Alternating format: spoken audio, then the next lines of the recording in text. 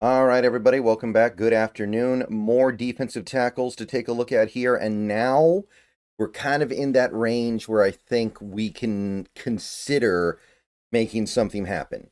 There's no way this team can spend 10 mil plus a year on a three tech. There's no way they can really justify spending even really like 6 mil a year plus on a three tech. That would be hard to spin, but get down to this range. You try to find the right guy and there you go, right? You've got Big Cat, you've got Byron Murphy. Those are your guys for at least a couple more years. And honestly, the way things are going, maybe a lot longer than that. But I think you need one more guy. And in my estimation right now, we don't really have anybody that we trust to get snaps. That's why we traded for Roy Robertson Harris. Mike Morris, I thought he might be that guy. We didn't play him. So clearly we don't like him that much. So if you can't depend on Mike Morris to do anything, Roy Robertson Harris is obviously going to hit the bricks at some point this offseason. And what are you going to do then?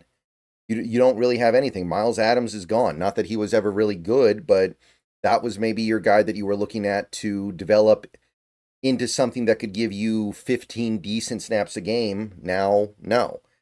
So who are you going to get 15 decent snaps a game from? And maybe you want to go above and beyond that. Maybe you want 15 really good snaps a game. Maybe you go get after one of these guys. So let's take a look at these options. These are your low-level starters. And the idea is you bring them in and you don't start them, but you rotate them in sparingly and you get a lot of value out of them for the snaps they are out there. First guy, Levi Onwuzurike. Levi Onwuzurike. If that name sounds familiar, it's because he is a former Washington Husky star. He was a great player in college, went in the second round to the Detroit Lions, and has not been all that much in the pros yet, mostly because of a major injury that completely derailed him. Last year, he finally got back on track, started 10 games, had a little bit of a breakout year. Not that it was anything over the top. We're talking about a sack and a half, 28 tackles, but hey, he's finally out there grinding. And look, he's about to turn 27. Maybe some nice years are in front of him.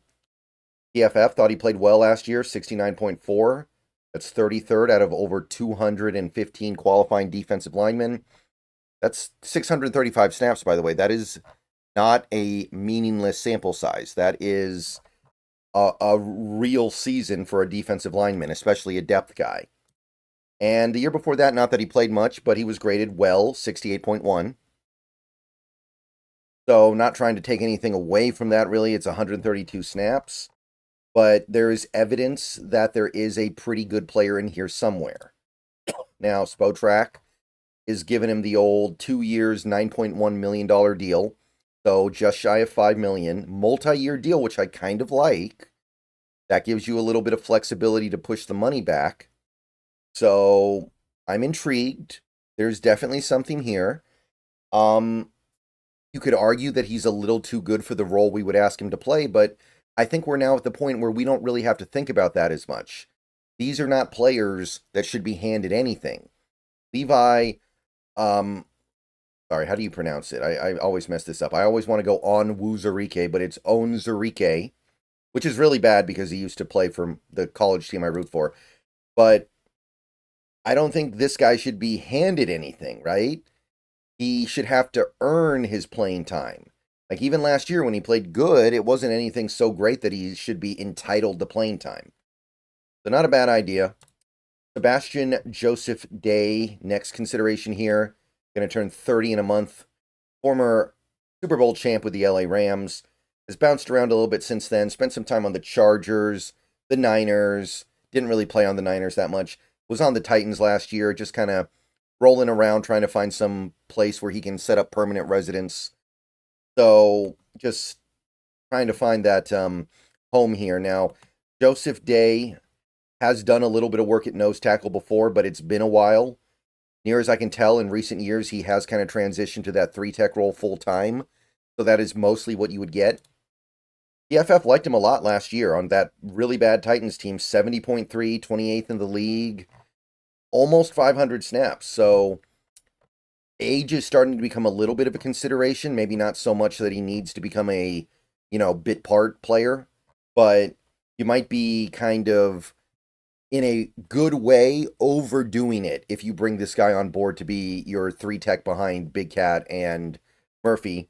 Previous year, 2023, when he spent time on 2 different teams, they didn't like him quite so much, but still not bad. Still above average, still okay. 61 is fine.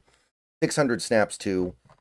So at worst, you're getting someone who's more than adequate as a backup, and there is a scenario where you end up getting something way better from Joseph-Day.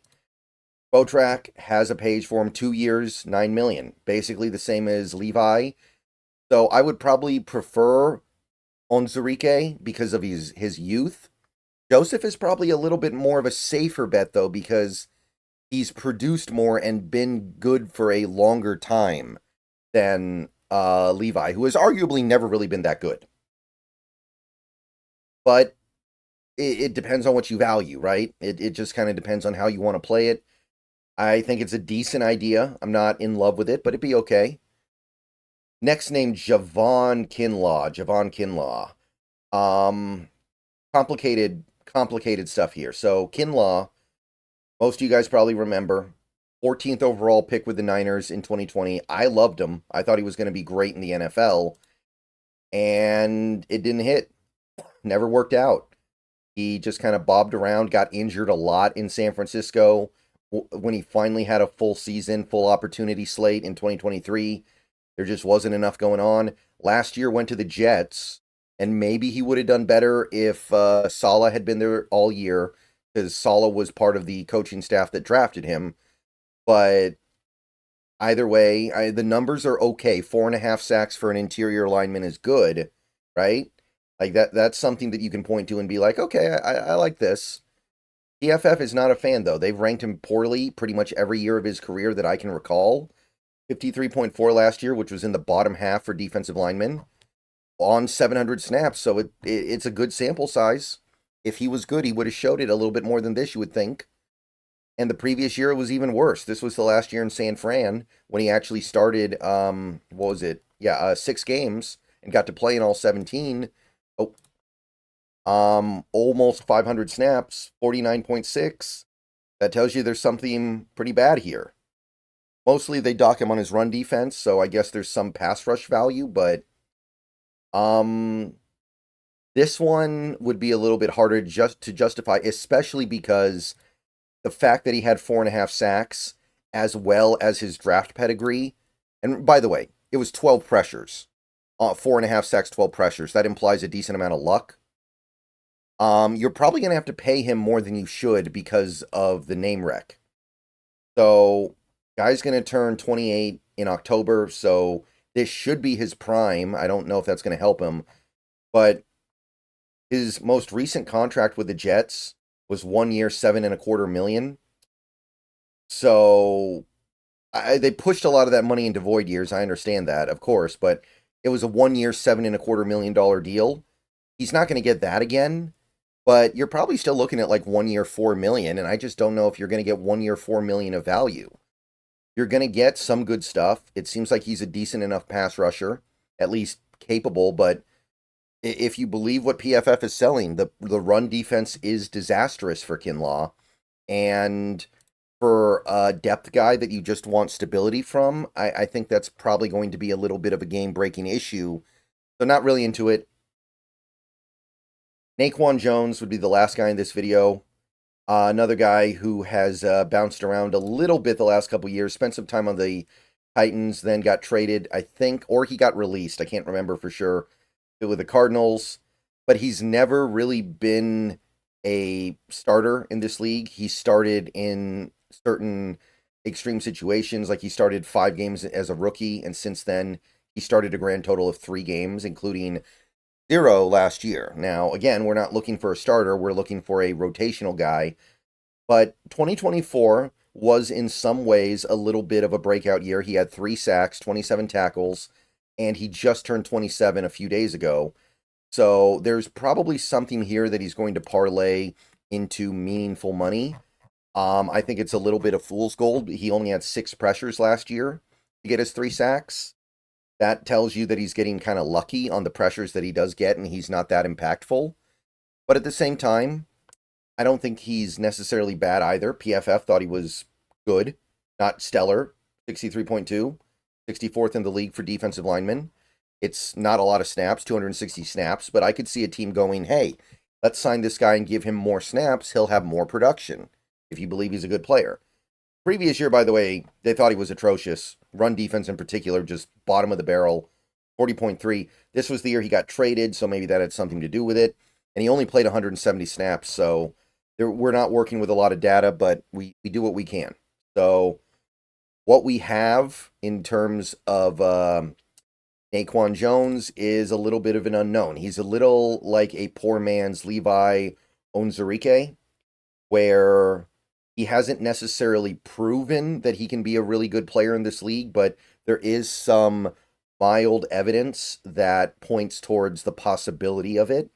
That might be enough to get him a little bit of money. So Botrack has 1 year, 3.9 million. I mean, that's about the range we should probably be looking at for this player, right? We're looking for somebody who can, in a pinch, start for a little bit, but we know that we're not going to ask them to start. We're going to ask them to rotate in for 15 or so snaps a game. That should be the goal here. And a player like this should probably be pretty content with that. And if we have to pay a little less than $4 million to get that player, then I'm for it. I think that role is valuable enough. Those 15 snaps matter.